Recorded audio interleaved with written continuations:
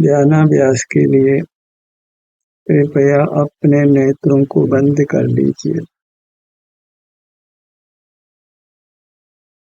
अपना मुख अपनी ओर कीजिए। इससे आपको अतीन्द्रिय सुख का अनुभव होगा। वह सुख वृद्धिगत होता हुआ पूर्ण होगा, परमात्म दशा मिलेगी। इतना ही मोक्ष का मार्ग है।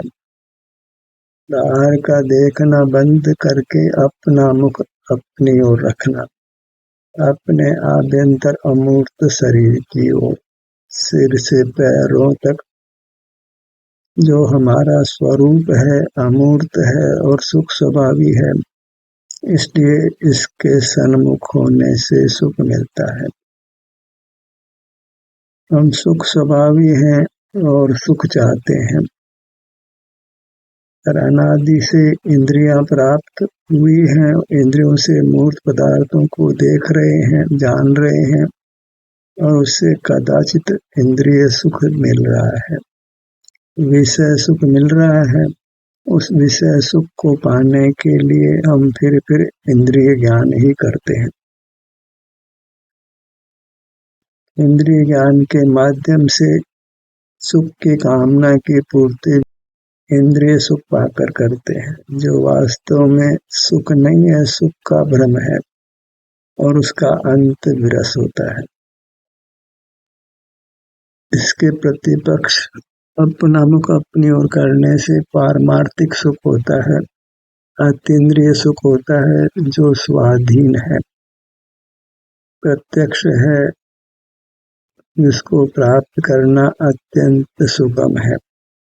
विषयों को जुटाने में तो श्रम लगता है और श्रम करने पर भी इच्छित विषय मिले या नहीं मिले, वह हमारे हाथ में नहीं है। पर अपनी मूर्त सदा ही अपने हाथ में है, क्योंकि वह हम ही हैं और उसकी ओर जुड़ने से वैसे सुख नहीं होकर अतीन्द्रिय सुख मिलता है, जिसको हम शारीरिक सुख या स्वास्थ्य भी कह सकते हैं। स्वास्थ्य ही सुख है। अपना मुख अपनी ओर रखने मात्र से हम स्वस्थ रहते हैं। वह तो हम नहीं करते, स्वास्थ्य के लिए बहिर्मुख रहकर नाना उपाय करते हैं, नाना प्रकार की चिकित्साओं को अपनाते हैं, फिर भी अस्वस्थ बने रहते हैं। एक बीमारी मिटती है और दो बीमारियां खड़ी हो जाती। स्वास्थ्य प्राप्त करने का उपाय अत्यंत स्वाधीन है। अपने शरीर का एहसास करना, उससे हमको अतीन्द्रिय सुख मिलता है, स्वाधीन सुख मिलता है, जो अनुपम भी है, जिसकी उपमा लोक में नहीं है। सारे जगत के विषय भी हमको प्राप्त हों तो वह सुख नहीं पा सकते हैं जो अपना मुख अपनी ओर करके पाते हैं।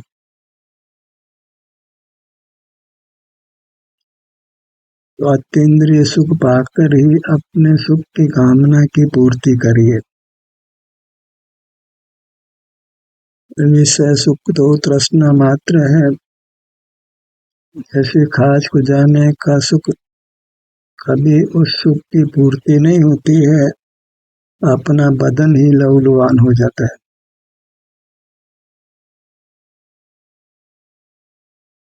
सच्चा सुख प्राप्त करिए जो अपना मुख अपनी ओर करके मिलता है। मिथ्या सुख पाने में कुछ भी सिद्धि नहीं है। सुख की कामना है तो कौन सा सुख अच्छा है, कौन सा सुख बुरा है, इसका भेद विज्ञान कीजिए। अब तक इंद्रिय सुख पाने के लिए हम इंद्रिय ज्ञान में रहते आए हैं। जब इंद्रिय सुख की भावना नहीं हो तो इंद्रिय ज्ञान भी नहीं करते हैं। अतीन्द्रिय सुख की भावना हो तो अपना मुख अपनी ओर करके स्वाधीनता से अतीन्द्रिय सुख पाते हैं। वेद विज्ञानत सिद्धा सिद्धा किल केचन अस्य भावतो बद्धा बद्धा किल केचन। वेद विज्ञान से ही सिद्ध अवस्था मिलती है। तो वैश्विक सुख और अतीन्द्रिय सुख में भेद विज्ञान करिए, क्योंकि हम सुख चाहते हैं तो कौन सा सुख जाने योग्य है, इसका भेद विज्ञान करना अत्यंत आवश्यक है। उसी से हम विषय सुख छोड़कर स्वाधीन उत्तम अतीन्द्रिय सुख को पाने का प्रयत्न करते हैं। जब चाहें तब अपना उपयोग हम अत्यंत सुगमता से अपनी ओर कर सकते हैं, क्योंकि वह वास्तव में हमारा स्वभाव ही है। विभाव को यत्न लगता है, स्वभाव को किसी यत्न की आवश्यकता नहीं है। अपना मुख अपनी ओर करने के लिए वास्तव में कुछ यत्न भी नहीं करना पड़ता है, बस वेद विज्ञान हो जाए। विषय सुख का तो हमको परिचय है ही, अतीन्द्रिय सुख का परिचय करना है। इसके लिए अपना मुख अपनी ओर करना है। फिर जो सुख की स्थिति बनती है उसको अतीन्द्रिय सुख जानना चाहिए, जहाँ कुछ भी राग द्वेष उत्पन्न नहीं होता है, मोह उत्पन्न नहीं होता है। ध्यानाभ्यास में हम यही प्रयत्न करते हैं, अपना मुख अपनी ओर लाते हैं, अपने विभिन्न भागों पर आते हैं, तो विषय का लक्ष्य छूट जाता है, मूर्त पदार्थों का लक्ष्य छूट जाता है, तो वैश्विक सुख भी हमको नहीं होता है। वैश्विक सुख ही कर्म को बांधता है, अतीन्द्रिय सुख ही कर्म से हमको मुक्त करता है। क्योंकि हम सुख स्वभावी हैं, तो सुख के ही विभाव रूप परिणमन से कर्मों का बंध होता है, और सुख के ही स्वभाव रूप परिणमन से हम कर्मों के बंधन से मुक्त होते हैं। स्वभाव विभाव का ही भेद ज्ञान करना है। अतीन्द्रिय सुख भोगना स्वभाव है और वैश्विक सुख भोगना विभाव है। तो विषय जन्य सुख नहीं भोगना है। मूर्त पदार्थों के लक्ष्य होने वाला सुख वैश्विक या इंद्रिय सुख कहलाता है। वह इंद्रिय आदि के अधीन भी है, उसके लिए अर्थ आदि की व्यवस्था भी करनी पड़ती है, पर अपना मुख अपनी ओर करने में कुछ भी बाह्य साधन की आवश्यकता नहीं होती है। जब चाहें तब हम स्वाधीनता से उस उत्तम सुख को भोगकर संसार सागर को पार कर सकते हैं, सर्व दुखों से मुक्त होकर परमात्मा हो सकते हैं।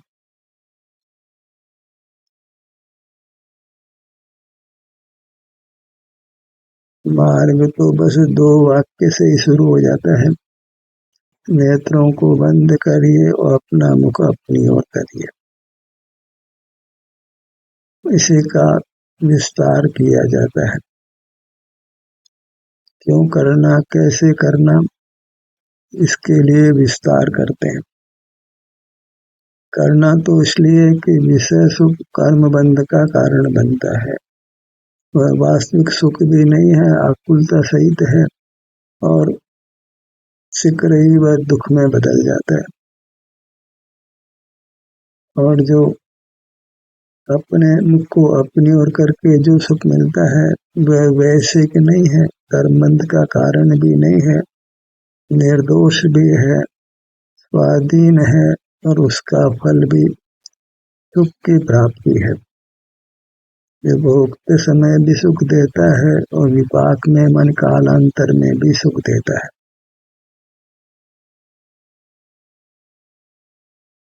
सब बाहर का विकल्प छोड़ दीजिए, बहिर्मुखता छोड़ दीजिए, क्योंकि इससे इंद्रिय सुख ही मिल सकता है, वास्तविक सुख नहीं मिलता है। हमारे सुख की कामना की पूर्ति नहीं होती है। सुखाभास है, भूख लगे तो खाना अच्छा लगता है, गर्मी हो तो एसी की हवा अच्छी लगती है, वह तो शर्त सहित है। वह भी तब प्राप्त होता है जब हम स्वस्थ होते हैं। कितनी शर्तें हैं वैश्विक सुख के लिए, और फिर उसका अंत भी खराब होता है, दुर्गति गमन होता है, लोक में भी अपयश मिलता है। विषय लंपट को कोई अच्छा नहीं मानता है, और जो स्वानुभूति में रहता है वह तो लोक पूज्य हो जाता है। जो परमात्मा की मूर्ति स्थापित की जाती है वह अंतर मुद्रा वाली होती है, इंद्रिय ज्ञान के निरोध की होती है, केवल स्वानुभव रूप होती है, अतीन्द्रिय सुख के भोगने रूप होती है। बस उस मुद्रा को ही अपना लेना है, स्वानुभव की मुद्रा, जहाँ हमारा मुख अपनी ओर ही होता है, और वहाँ अतीन्द्रिय सुख होता है, क्योंकि कोई इंद्रिय ज्ञान नहीं होता है। उस सुख का हम एक बार अनुभव कर लें तो फिर पुनः पुनः उस सुख को पाने की इच्छा हो जाती है, और प्रवृत्ति अतीन्द्रिय सुख पाने के लिए प्रयत्नशील हो जाती है। जैसे आज तक हम विषय सुख पाने के लिए प्रयत्नशील रहे हैं, अपना मुख अपनी ओर करके जो अतीन्द्रिय सुख भोग लेते हैं, तो फिर सारा प्रयत्न, सारी प्रवृत्ति अतीन्द्रिय सुख पाने के लिए होती है, और उसका फल निर्वाण की प्राप्ति होता है, परमात्म पद की प्राप्ति होता है। हम संसार के सर्व दुखों से मुक्त हो जाते हैं, जन्म मरण से मुक्त हो जाते हैं।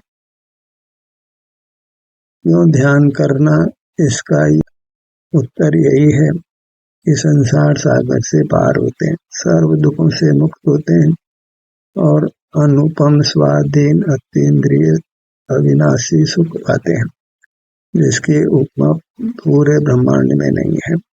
सारा जगत मिले तो भी हम उस सुख का अंश भी नहीं पा सकते। एक सुख का फल घोर दुख है, और एक सुख का फल अपार असीम सुख है। संक्षेप में ही हमको समझ लेना है, और फिर उस अतीन्द्रिय सुख को पाने के लिए यत्नशील हो जाना है। और यत्न यही है कि हमको विषय सुख से दूर रहना है। जब विषय सुख नहीं चाहिए तो विषय को जानने वाला ज्ञान भी नहीं चाहिए। फिर तो अपना मुख अपनी ओर हो, जिसके लिए कोई इंद्रिय मन मस्तिष्क की आवश्यकता नहीं है। जब चाहे तब अपने किसी बात के सन्मुख होकर वीतराग हो सकते हैं, अतीन्द्रिय सुख पा सकते हैं, कर्मबंध की परंपरा को रोक सकते हैं, और पूर्वबद्ध कर्म की निर्जरा कर सकते हैं।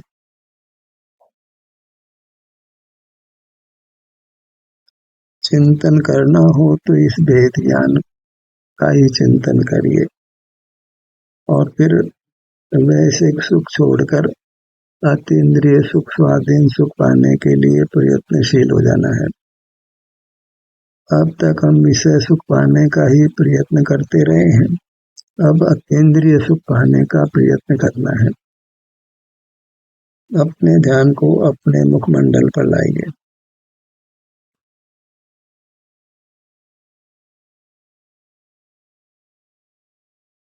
इतना विशेष कि मुखमंडल पर आने से जो निराकुलता होती है, शांति का अनुभव होता है जो बाहर नहीं है, उस शांति को पहचानना अति आवश्यक है, क्योंकि वह शांति ही फिर आपको अंतरोन्मुख करने वाली है। उस शांति को पाने के लिए आप जगत से विमुख होकर अपने सन्मुख होने वाले हैं। उस शांति को पहचानना है, अत्यंत महत्वपूर्ण है। अपनी मूर्त को पहचानना, जिसका विस्तार सिर से पैरों तक है, वह मूर्त नहीं होने पर भी उसको हम पहचान सकते हैं, क्योंकि इतने भाग में ही सुख दुख होता है। अपना परिणाम इतने भाग में ही होता है, क्योंकि मैं इतना हूँ। अपने विस्तार को पहचानिए। जिस किसी भाग के सन्मुख होते हैं, उस भाग के विस्तार को पहचानिए। फिर वह विस्तार कैसा है, तो उस विस्तार के सन्मुख होने से वैसे सुख नहीं होता है, तो वह विषय सुख स्वभाव वाला नहीं है, अपितु अतीन्द्रिय सुख का अनुभव होता है। तो अपना विस्तार अतीन्द्रिय सुख स्वभावी है। उस अतीन्द्रिय सुख का रसपान करिए, अपना मुख अपनी ओर करके। ललाट के भाग पर आइए।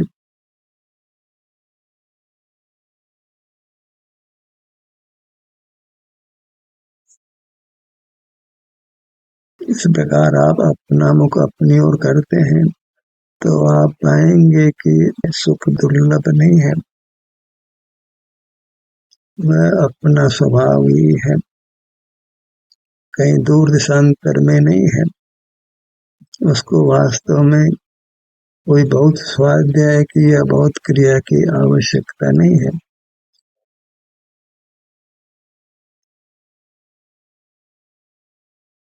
भ्रूमध्य पर आइए। जो अपना मुख अपनी ओर नहीं करते हैं उनको बहुत पुण्य की क्रियाओं का आग्रह वर्तता है, वह दर्शन मोह है। कोई कहता है कि आजीविका को छोड़ना नहीं चाहिए, काम में लगे रहना चाहिए। कोई कहता है देव दर्शन नहीं छोड़ना चाहिए, रोज भगवान का अभिषेक करना चाहिए, रोज भगवान की पूजन करना चाहिए, रोज स्वाध्याय करना चाहिए, धन दान में निकालना चाहिए, देश सेवा करनी चाहिए, समाज की सेवा करना चाहिए, और वो नाना कार्यों का आग्रह वर्तता है। और जो उन कार्यों में प्रवृत्त नहीं होते हैं उनकी वे निंदा भी करते हैं। जो करने योग्य कार्य है अपना मुख अपनी ओर करना, होने वाले अतीन्द्रिय सुख को पहचान कर उसको भोगना।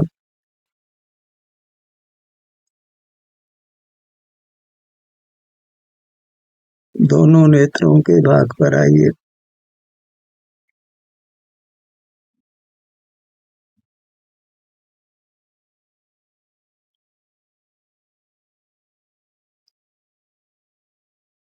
करना तो एक ही है कि अपना मुख अपनी ओर रखकर अतीन्द्रिय सुख भोगना है। सहज ही उससे इंद्रिय ज्ञान का निरोध होता है, इंद्रिय सुख का त्याग होता है।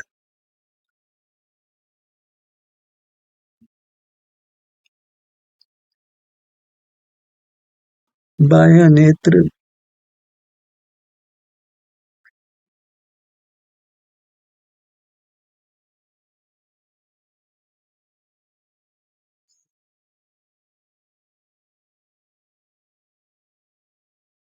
इस प्रकार आप अभ्यास करते हैं तो आप पाएंगे कि आप अपने सन्मुख अधिक काल तक ठहर सकते हैं। कदाचित बहिर्मुखता हो तो आप शीघ्र ही लौटकर पुनः अंतर्मुख हो सकते हैं। इस प्रकार मोक्ष मार्ग में आपकी गति होने लगती है और आगे आगे वह गति तीव्र भी होती है और गंतव्य मोक्ष की प्राप्ति भी हो जाती है।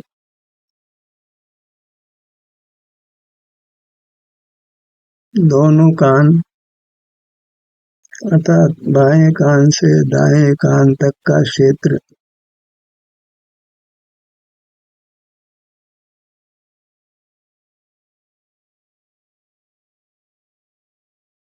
बायां कान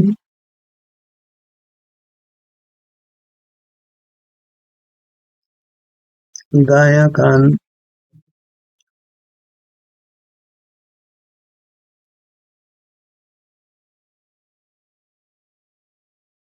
शब्द को छोड़कर शब्द के वाच्य पर जाना है।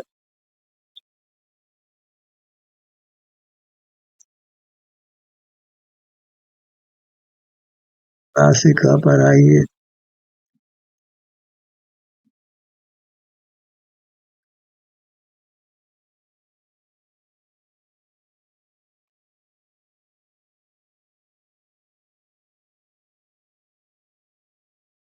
बायां नथुना दाया नथुना, दोनों नथुने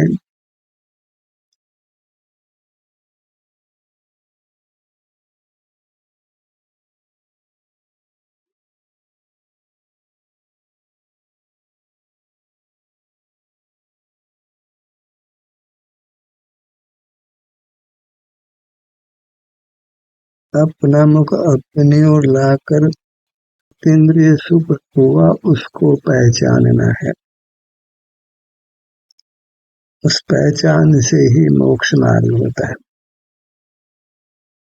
कदाचित वेदना भी हो, कोई धड़कन फड़कन भी मालूम हो, पर हमको होने वाले अतीन्द्रिय सुख को पहचानना है, क्योंकि उसी को पाने के लिए फिर हम अंतर्मुख होने वाले हैं। कारण कि हमको सुख की कामना होती है, सारा प्रयत्न सुख के लिए ही करते हैं।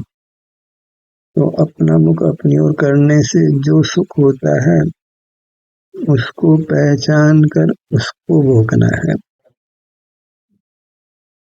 ध्यान का स्वरूप स्पष्टतया भाषित होना चाहिए ताकि उसमें कोई संशय विपर्य अनदृशाई नहीं हो, एकदम स्पष्टता हो ताकि कोई विकल्प नहीं हो और मिथ्या प्रयत्न भी नहीं हो।